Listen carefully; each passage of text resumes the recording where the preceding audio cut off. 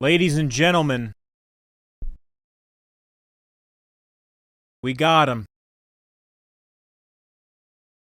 Donald Trump is in the Epstein files.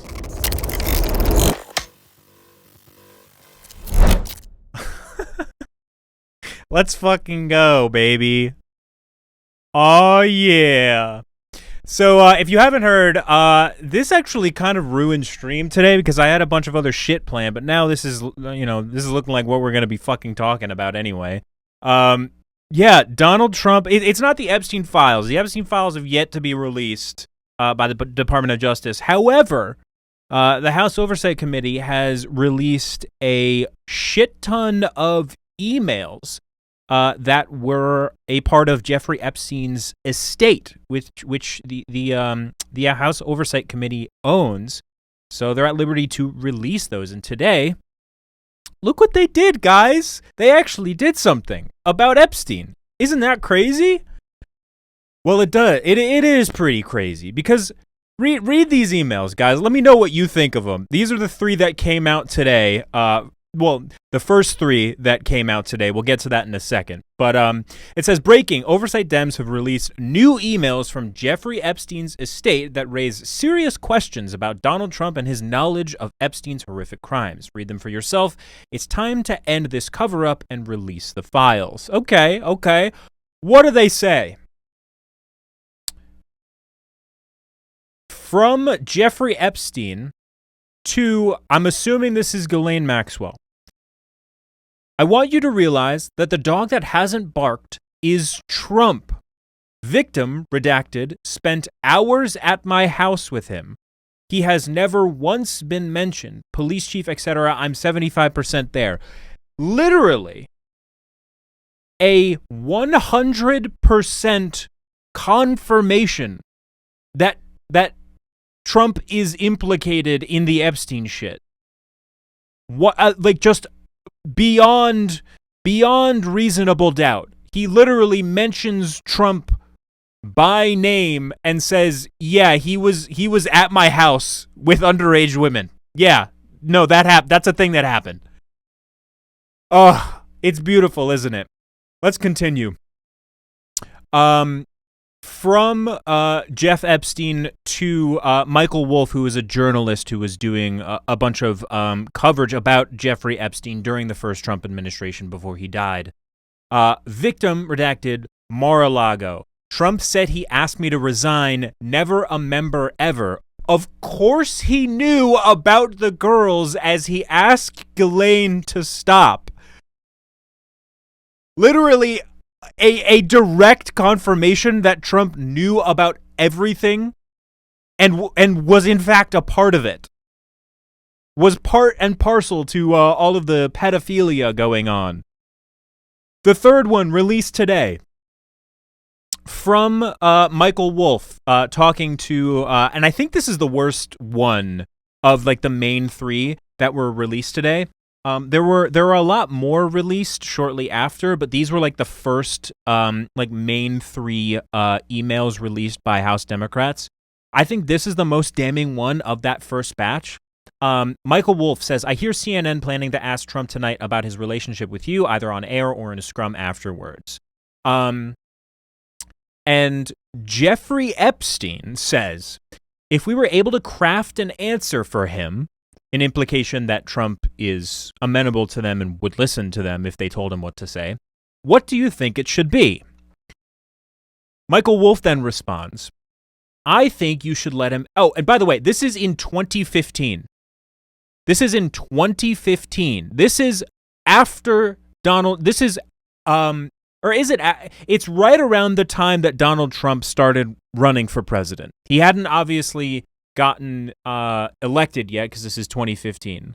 But he was most certainly campaigning around this time. I think you should let him hang himself. If he says he hasn't been on the plane or to the House, then that gives you a valuable PR and political currency. You can hang him in a way that potentially generates a positive benefit for you. If it really looks like he could win, you could save him generating a debt. So this is literally Michael Wolff like coaching Epstein on like how to basically blackmail Trump, like how to, because that's really what Jeffrey Epstein was, right? That was his whole thing. Yes, he was a very prolific pedophile and like ran like a sex trafficking ring. Yes.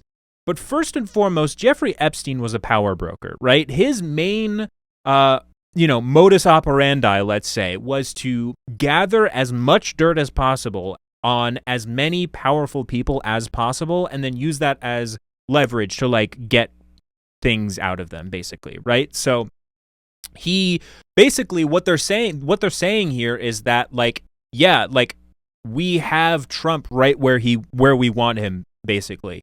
Of course, it's possible that when asked, he'll say Jeffrey is a great guy and has gotten a raw deal and is a victim of political correctness, which is to be outlawed in a Trump regime. Oh my God, dude, they're so like, it's so evil. It's so evil. Holy shit. And so those are the main like 3 emails that dropped this morning. But here's CNN covering it. This is CNN breaking news. All right, we do have breaking news in the Jeffrey Epstein investigation. Democrats on the House Oversight Committee, minutes ago, literally, releasing emails that they say were written by Jeffrey Epstein that explicitly, specifically mention Donald Trump by name and in context that we really haven't heard before.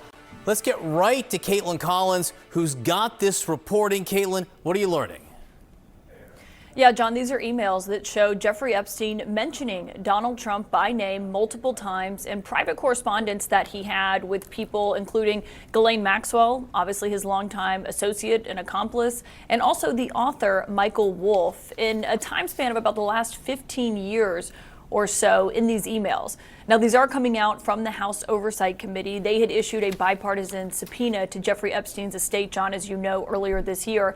And so they've gotten their hands on a trove of documents. And these are emails that included Jeffrey Epstein on them. They were sent either to him or from him that mention Donald Trump before he was in office and also while he was in office during his first term. And I want to walk you through these emails. Yeah, a lot of these emails are from like right up until he was elected the first time, and then also literally during his administration in like 2017, 2018.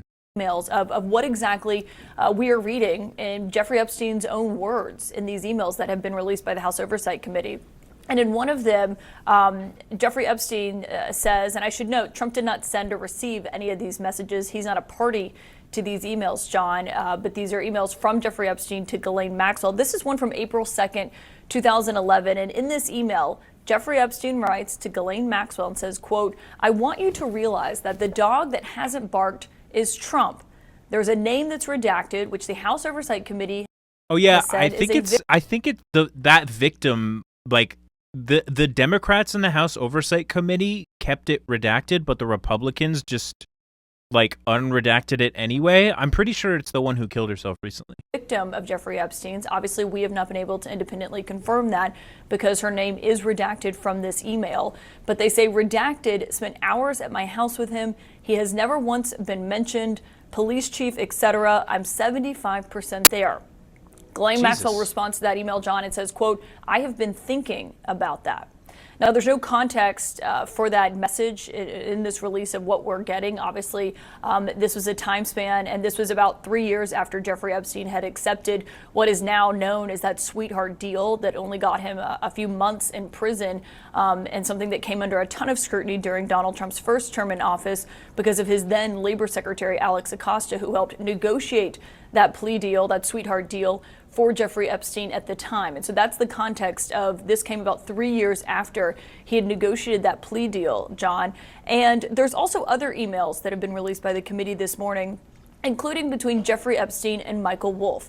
People will remember Michael Wolff, of course, the author who wrote a book on the inner workings of Trump's West Wing back in 2018 during his first term. He is someone who has talked at length about his own correspondence with Jeffrey Epstein, published audio recordings of those conversations between the two of them. And in another email, and this seems to be a reference to Donald Trump saying that he kicked Jeffrey Epstein out of his Mar-a-Lago club.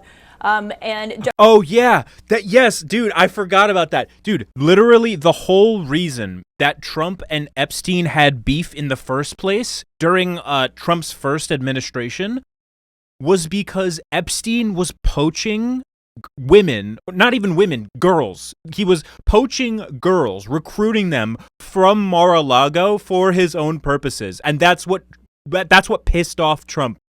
He was like basically like, you're taking my shit, and they had like a falling out over that. Like the most comedically evil like dispute between friends you can possibly think of. Jeffrey Epstein writes to Michael Wolff and says, quote, Trump said he asked me to resign. And he adds, John, never a member ever. Of course, he knew about the girls as he asked Ghislaine to stop. Now, again, we don't have the context of this email, but John, that comes as in recent months. That also directly contradicts what Ghislaine Maxwell said in order to get moved to that nicer prison or get like a shorter sentence or some shit like that. That happened a couple months ago. You guys remember that when Republicans were taking a shit ton of heat over the Epstein stuff a couple months ago, and so the Trump administration literally approached Ghislaine Maxwell and was like, "Hey, dog, can you please just say some nice things about him? We'll commute your sentence or something. We'll get you in like a comfy prison. We don't give a fuck. We just need a W." And so she was like, "Yeah, so I never saw Trump be a part of any of that. Doesn't ring a bell to me." Lo and behold, that was a fucking lie. I mean, obviously it was, right? But holy shit, for it to be just so like matter-of-factly proven, like beyond a shadow of a doubt, to be a lie, it's perfect. We've heard President Trump himself and the White House say that Jeffrey Epstein was kicked out of Mar-a-Lago for being a creep, and Trump himself told reporters on Air Force One that he was trying to poach women, he and Ghislaine Maxwell, from the Mar-a-Lago spa, and that was why they had such a falling out and why he ultimately asked Jeffrey Epstein to leave the Mar-a-Lago club. Now, there's also a third email in here, John, and this is, again, in regards to Jeffrey Epstein and Michael Wolff. And Michael Wolff emails Jeffrey Epstein, and this is back in December 15th, 2015, so the height of the 2016 campaign, just to put that in perspective for you. And it was so he was actively campaigning. I don't know if he would have gotten the nomination by that point, the Republican nomination, but he was very much campaigning at that time. The day of a CNN Republican primary debate. And Michael Wolff says, quote, I hear that CNN is planning to ask Trump tonight about his relationship with you, either on air or in a scrum afterwards. And Epstein wrote, if we were able to craft an answer for him, what do you think it should be? Michael Wolff responded at length, John. I'll summarize it. But he said in regards to Trump, I think you should let him hang himself. If he says he hasn't been on the plane or to the House, then that gives you a valuable PR and political currency. You can hang him in a way that potentially generates a positive benefit for you. Or if it really looks like he could win, you could save him generating a debt. Now, I'll note, John, we looked at the transcript of that CNN debate from December 2015. There's no mention. I love how fucking evil they are too. It's like, hey, listen, buddy, I know this guy's in our pocket and he's a fucking idiot and will probably just do whatever that we ask him to, but what should our plan be? And then the other guy is just like, well, actually, it doesn't really matter either way, because if he says nothing, then we can just blackmail him with the threat of releasing the information. And then if he if he actually ends up being like the front runner in the race, you can use that as leverage against him as well. So it actually doesn't really matter what our approach is. We have the upper hand no matter what. It's so fucking evil that it's funny, dude. It's funny. Of Jeffrey Epstein in there. And of course, as I mentioned, Donald Trump himself is not a party to these emails. But what this shows is Jeffrey Epstein mentioning Donald Trump by name multiple times. It also shows how much they hate Trump and how much of a fucking idiot they think he is. Right? Like that really is like the vibe that I'm picking up from a lot of these emails is like, how best can we trick this fucking oaf into like doing what's best for our personal interest? Like, not only do they not like him and want him to, like, quote, hang himself, but they think he's a fucking moron. At a moment here in Washington when their relationship has come under incredibly intense scrutiny, John. Caitlin, as you mentioned multiple times, we just don't have the context surrounding any of these emails. But that first email you read, the language absolutely jumps out to me. This is April 2nd, 2011. Epstein writes to Ghislaine Maxwell, I want you to realize the dog that hasn't barked is Trump, blank. And blank here is one of the alleged victims of Jeffrey Epstein. A victim spent hours at my house with him being Trump. He has never once been mentioned. Now, again, we don't have the context surrounding that, Caitlin, but this kind of language from Jeffrey Epstein himself, how often has Donald Trump, what has Donald Trump said about contact he may have had or time he may have? Dude, it's so comedically specific. Too. He, like, in that email, he might have well have just wrote, like, man, I sure hope that in 10 years the political landscape changes, or I sure hope the political landscape doesn't change so much that these emails are leaked by the House Oversight Committee in an attempt to politically assassinate the future president, you know, the dude that we are currently trying to blackmail. Like, they're being so overly specific.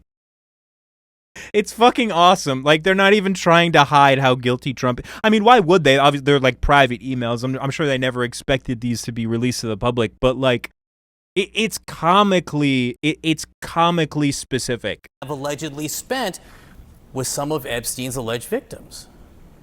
Yeah, and John, just to be clear, the woman, the person whose name is redacted here was redacted by the House Oversight Committee before they put this out. That has been a huge point of focus as people have demanded the release of these documents, is to be able to protect the survivors and the victims. We have not been able to independently verify who this person is. The committee is the one doing the redacting here.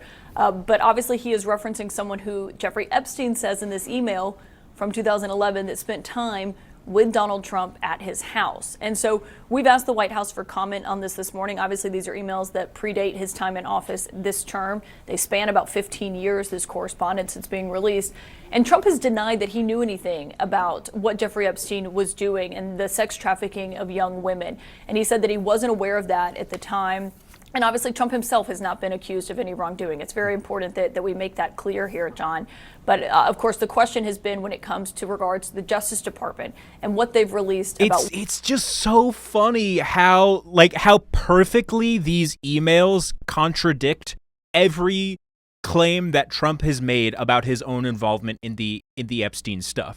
Right? Like, you can point to when he says, like, even the victims, they don't mention me. They never say anything about me. And then these emails are so perfectly like, man, thank God these victims have never mentioned Trump. How about that, huh? Thank God they've never mentioned this person who is very clearly guilty and who we did all that evil stuff with. That's pretty convenient for us, huh? Like, what they know. And Adelita Grijalva is being sworn in today. She's the new House Democrat from Arizona, and she's expected to be that 218th signature. And so the pressure has been building on not just Democrats, but Republicans here in Washington to release more information about what the Justice Department has. Right. So that's another thing, right? So today, because the House needs to be fully in session in order to end the shutdown, Mike Johnson was forced to finally fucking swear in Adelita Grijalva, which is the new representative from Arizona that was elected like a couple of months ago and has been literally like kept out of being sworn in by Mike Johnson for political reasons.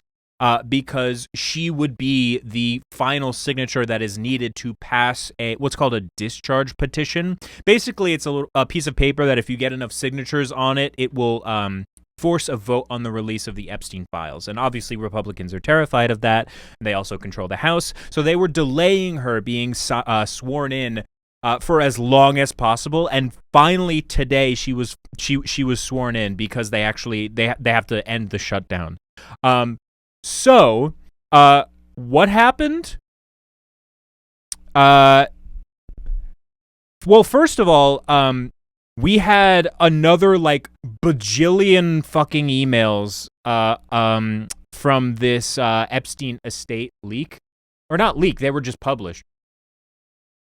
Apparently there's like 23,000 of these emails that people are still combing through, by the way. This is an ongoing situation. We still don't even know everything that's in these emails. Like, even as I'm streaming right now, it is still not fully known the extent to which these emails, like, not even everybody in the committee itself has combed through all of this shit. But there are people doing it on Twitter, and I have found an account who is also doing this that I want to show you guys. Because, oh my god. So, this is, I have just a few examples of some more emails that were found in this drop, having to do with Trump, and holy shit, guys. So it says, hold on. The principled case for impeachment is clear. What's missing is the courage. This is in 2018 during the first Trump administration. They're talking about Trump getting impeached. The principled case for impeachment is clear. What's missing is the courage. And then Jeffrey Epstein says, I think he makes the argument that it was Trump's money, making it not illegal. Though he also said he only found out afterwards, and the fact, according to the indictment, was billed as services rendered and grossed up. I'm sure his account has flipped anyway. I did talk in detail to Starr yesterday, re-indictments, how Trump can make a deal. Clinton's trash can, yes, Starr gave me more, yuck. And then they say it makes no difference whether it was his money. Issue is failure to disclose, basically saying he's guilty, obviously, because he obviously was. Plus the fact that he has lied his ass off about it makes it clear that he knew it was illegal. And then Jeffrey Epstein says, incriminatingly, you see, I know how dirty Donald is. My guess is that non-lawyers, New York biz people have no idea what it means to have your fixer flip. This is fucking insane. Oh, God. They're so fucked, dude. And you know what else I've seen today? I've seen, like, every right-wing account on Twitter saying, like, yeah, MAGA is cooked. Like, MAGA is dead. I think Nick Fuentes tweeted, MAGA is dead. And there are, like, a bunch of, like, Republicans, like, turning on Trump, being like, this is fucked. Like, we're cooked. It's awesome. Let's see. Here's another one. Hold up.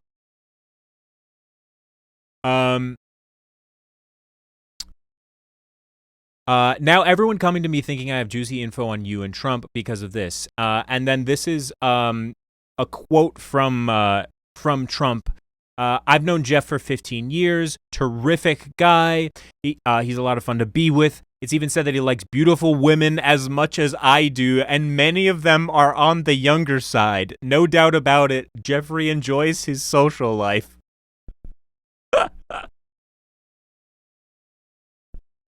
Holy fuck, dude. I remember that quote. That's crazy. And then Jeffrey Epstein himself obviously goes, read the BuzzFeed, read my airplane logs and Hawaiian Tropic contest. Have them ask my houseman about Donald almost walking through the door, leaving his nose print on the glass as young women were swimming in the pool, and he was so focused that he walked straight into the door.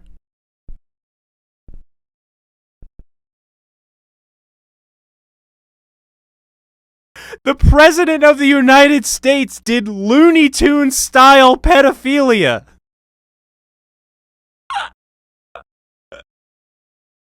It's a very serious situation. I shouldn't be laughing, but this man was so attracted to children. He got so turned on by kids that he walked straight into a door. I can't fucking believe we're in the weirdest timeline, dude. This is the weirdest shit I've ever seen.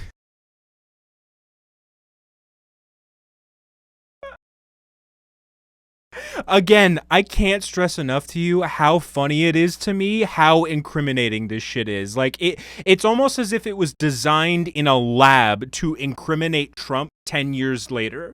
Like he literally typed out, "Hey, remember? Glad this email chain is secure, so that now I can talk about the time that Donald Trump was such a pedophile that he actually forgot that there was a door in front of his face."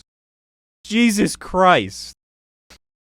Oh wait, there's more though. There's more.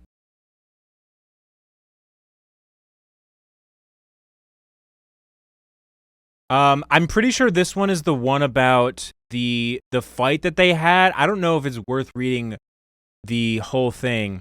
Blank, who is a one of the Epstein victims, I presume, worked at Mar-a-Lago. Trump knew of it and came to my house many times during that period. Oh, by the way, this is Jeffrey Epstein saying this. The testimony of the houseman, John Alessi, confirmed it. He never got a massage. Abe Gossman, a friend of mine, he ran into financial difficulty with assisted living homes. His home was listed at $45 million with no takers for months on end. He and I agreed to a price of 30. This was the summer of 04. I became the stalking horse bidder at 36. Is there anything? Only me and Trump and his friend Pulte, the developer. He quickly puts it on the market for 125. Is there like anything in this one? He says prostitution is a state crime. Never before a man in his own house charged with soliciting. This is like right before he died too. This is crazy. In Florida, first offenders are required to take a sex ed class and get free trial diversion. No criminal record. There's a felony solicitation for third offense. Jesus Christ! They're just like emailing about like, hey guys, like, don't you love being pedophiles together? It's so fun, right? Hope we don't get caught. Tee hee hee hee.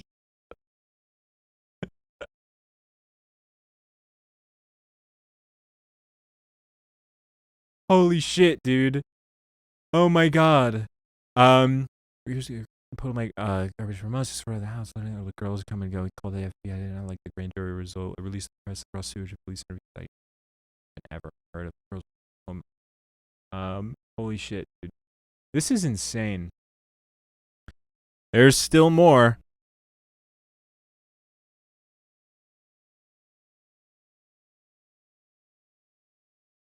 Okay. From Thomas Landon, in response to a message left seeking the Trump campaign's comment on this article, on Thursday, Trump's general counsel, Alan Garden, emailed threatening legal action against BuzzFeed. Mr. Trump's only connection with Mr. Epstein was that Mr. Epstein was one of thousands of people who has visited Mar-a-Lago. Obviously, now we know that's not true. That's it. Mr. Trump has never been accused of having any involvement or even having any knowledge of Mr. Epstein's conduct by anyone. As a result, I have no idea what the purpose of your article could possibly be other than to try and intentionally and with actual malice defame my client's name and reputation by mentioning him in the same article as Mr. Epstein. How could you? In other words, suggest guilt by association. This is the very definition of irresponsible and reckless journalism, and to publish such a story would be highly unethical, even by BuzzFeed standards. This is oh my god. and the quote that they're responding to is Trump literally saying like, yeah, they're saying, okay, listen to this. The lawyer is saying Trump's only connection with Mr. Epstein was that Mr. Epstein was one of thousands of people who has visited Mar-a-Lago. That's it. They're making it sound like they barely knew each other. They were fucking best friends. The quote literally right here says, I've known Jeff for 15 years. Terrific guys. He's a lot of fun to be with. We liked young women together. Like, there's, like, on the same email. And then Jeffrey Epstein says, would you like photos of Donald and girls in bikinis in my kitchen? So they're literally just trying to cover it up as best as possible here. Like, just a bold-faced lie. Jesus Christ. It's so incriminating. It's fucking awesome. What else do we... I think this is my last one of the, like, the huge dump. I think this is Thomas Landon again. He's scaring the shit out of me now. This is during Trump's first administration. He's scaring the shit out of me now. He could well tank global economy. Can Barack talk some sense into him anymore? Maybe it's time for you to jump in now, given how he is throwing caution to wind in such epic fashion. Why wouldn't he take your call? Give it a shot. He's essentially saying here, like, you should try blackmailing the president of the United States. This is what he's saying. There's literally no other way to interpret this other than you should call him and threaten him, basically. And Jeffrey Epstein says, he feels alone and is nuts. I told everyone from day one, evil beyond belief. Imagine being so evil that Jeffrey Epstein calls you evil beyond belief. That's how evil you are. You're so evil that you're a monster to the most prolific child sex trafficker the world has ever known. Mad, and most thought I was speaking metaphorically. It's obvious he could crack. Stormy Daniels, lies after lies after lies. So this really just goes to show you how much they actually really hated each other. Up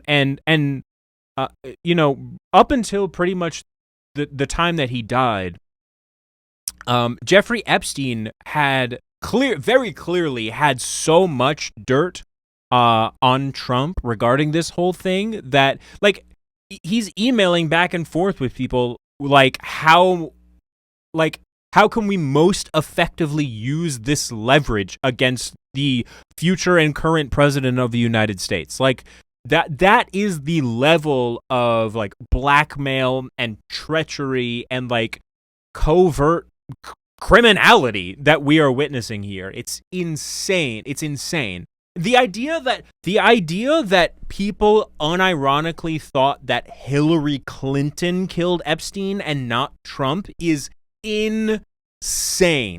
It's insane. It's crazy. First of all, Epstein died when Trump was president, and Trump has infinitely more motivation to kill Epstein than Hillary Clinton does. Like by a fucking mile. It's insane that anybody thought it was anybody else other than Trump. That's what I have of the huge info dump.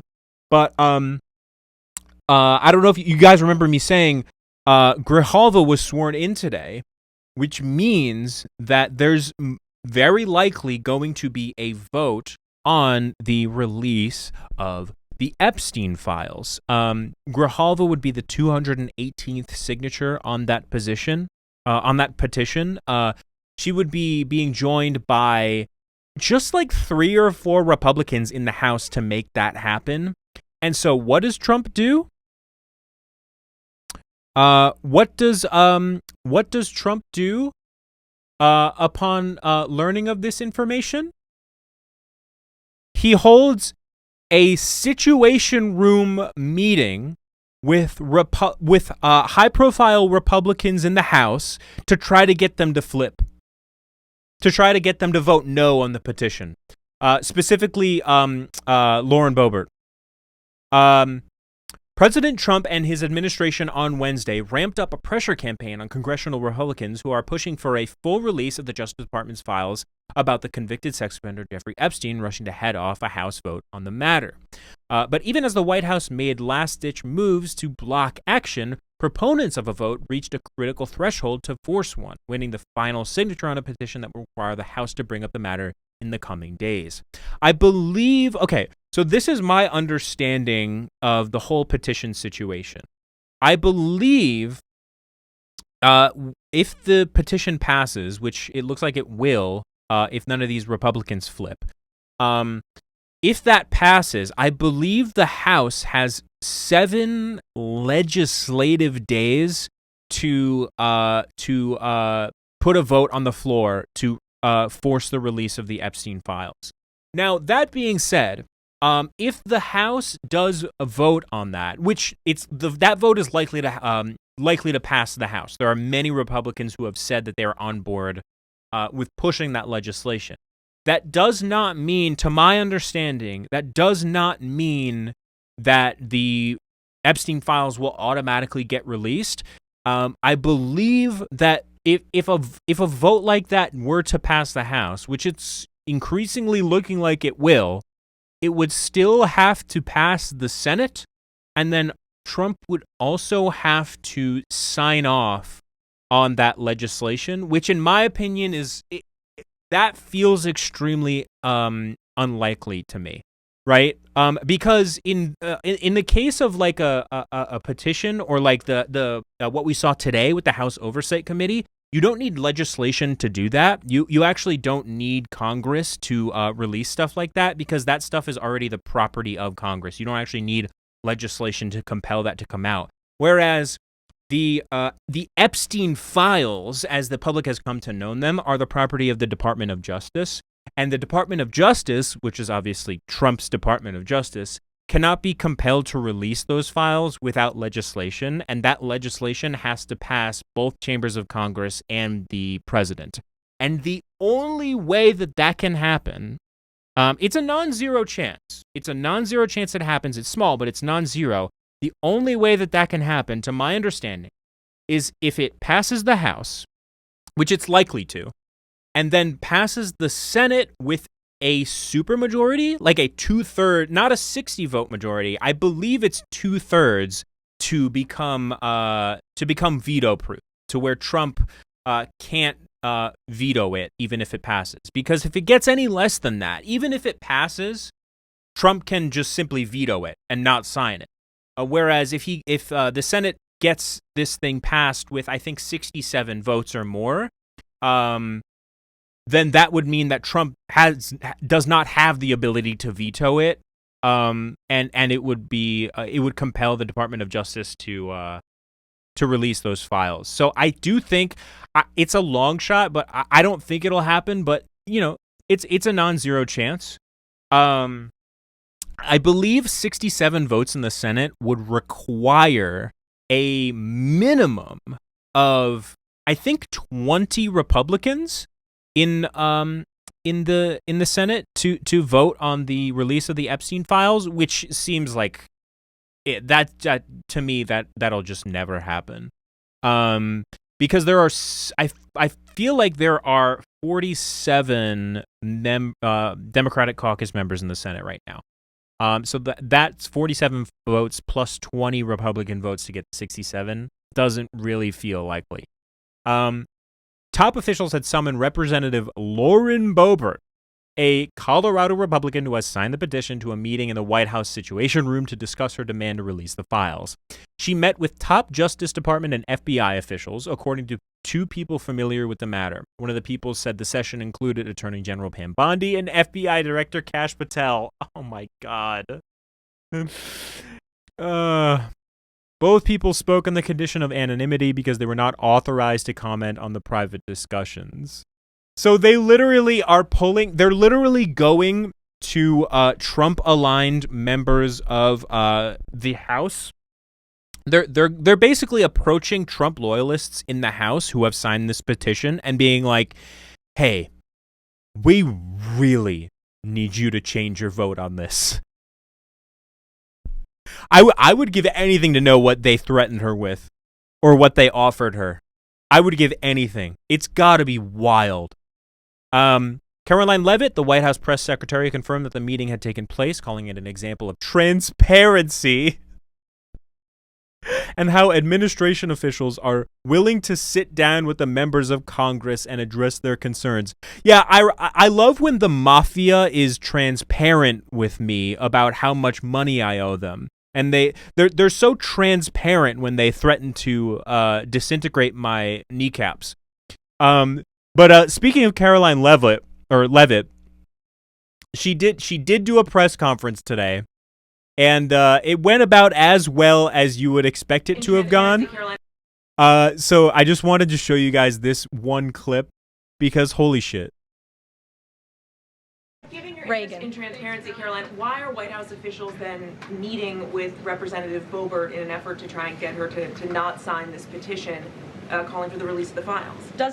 So the question is, hey, Hey, White House press secretary, why is the FBI and the Department of Justice threatening Republican lawmakers into flipping their vote on a vote to push the release of the Epstein files? Hey, why are key members of the Trump administration like showing up with like men in like black suits to like intimidate people into changing their signature on a petition? It show transparency that members of the Trump administration are willing to brief members of Congress whenever they please?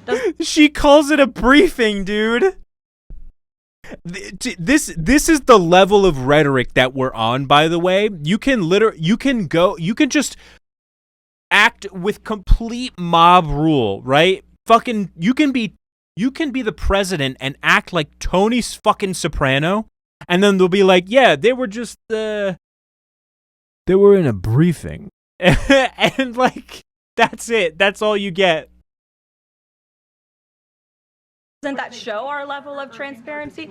Doesn't that show the level of transparency when we are willing to sit down with members of Congress and address their concerns? That's a defining factor of transparency. Yeah, we were so willing to sit down with Congress and address their concerns that we are basically intimidating them into doing what we say.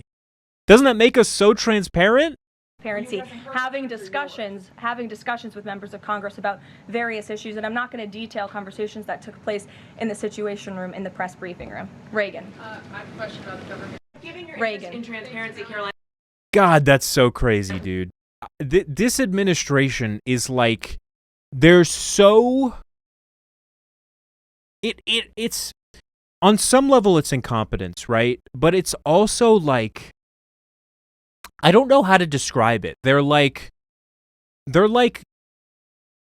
drama queens almost. Like they it's almost a form of nihilism where like nothing really matters. Like you can sort of just say anything, do anything. There are no consequences to anything. If you do something wrong, no, you didn't. And if it's proven that you did it, then everybody was doing it.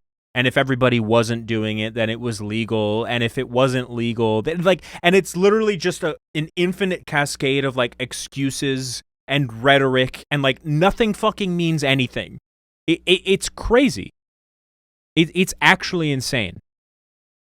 And I think just to top it off, I want to show you guys one last thing on this subject matter. In response to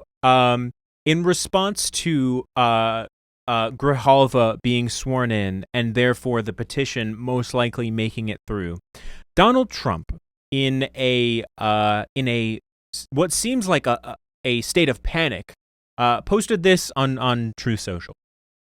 The Democrats are trying to bring up the Jeffrey Epstein hoax again because they'll do anything at all to deflect on how badly they've done on the shutdown and so many other subjects that I can't type right now for some reason.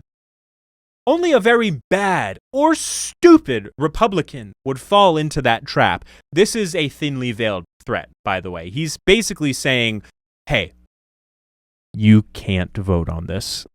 He's basically saying like, hey, it would be wisest for you to lay off here.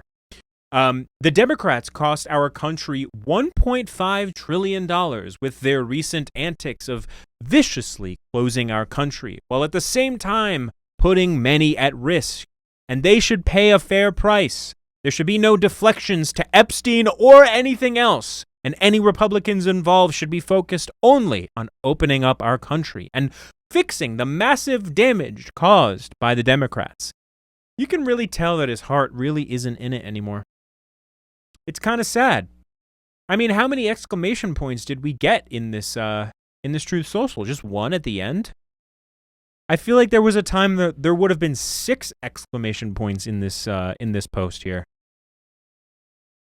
What a fall from grace, you know. He's so desperate to deflect. Like, how can you say that it's a hoax? You're mentioned by name very, very incriminatingly in these emails. And This is the tip of the iceberg, dude. There are 23,000 emails that we've yet to comb through all of.